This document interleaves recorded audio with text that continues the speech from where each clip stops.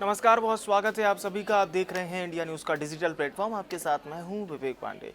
बंगाल में एक नया एजुकेशन सिस्टम आया है, इसके बारे में आपको जानकारी दे देते हैं। और ये क्या फॉर्मेट है, 5+4+2+2 का ये फॉर्मेट है। अब इससे सेमेस्टर और जो एजुकेशनल चाहे वो लैंग्वेज की पढ़ाई हो, वो कितनी चेंज होगी, कितनी बदलेगी, इस पर हम चर्चा करते हैं।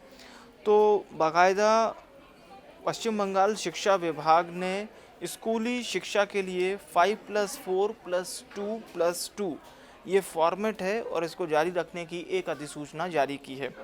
पश्चिम बंगाल शिक्षा विभाग के अधिकारी ने कहा कि नीति में प्री प्राइमरी के 1 साल होंगे और फोर्थ तक प्राइमरी के 4 साल होंगे। इसके साथ ही साथ अगर 10+2 की बात करें तो वहाँ पर 2 साल, और हायर सेकेंडरी की अगर हम बात करते हैं तो उसके 2 साल होंगे, यानी सेकेंडरी के 2 साल और हायर सेकेंडरी के 2 साल, तो 2+2 4। और इसके लिए बाकायदा नोटिस जारी किया गया है जो स्कूली शिक्षा विभाग के मौजूदा पैटर्न को बरकरार रखता है। तो शिक्षा विभाग ने 9 सितंबर को एक अधिसूचना जारी की थी जिसमें उन्होंने 5+4+2+2 का ये जो स्कूली फॉर्मेट है इसे जारी रखने पर विचार किया।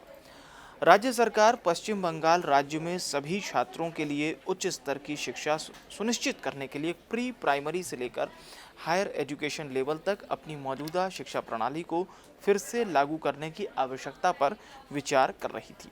और राज्य सरकार ने इसी उद्देश्य के लिए शिक्षाविदों की एक विशेष समिति का गठन भी किया था। तो अब समिति ने अपनी रिपोर्ट दे दी है और इस समिति ने उचित विचार विमर्श के बाद और हितधारकों के परामर्श से अपनी सिफारिशों की रिपोर्ट भी सौंपी थी। तो राज्य सरकार ने विशेषज्ञ समिति की सिफारिशों के आधार पर राज्य शिक्षा नीति 2023 के मसौदे को अंतिम रूप दिया।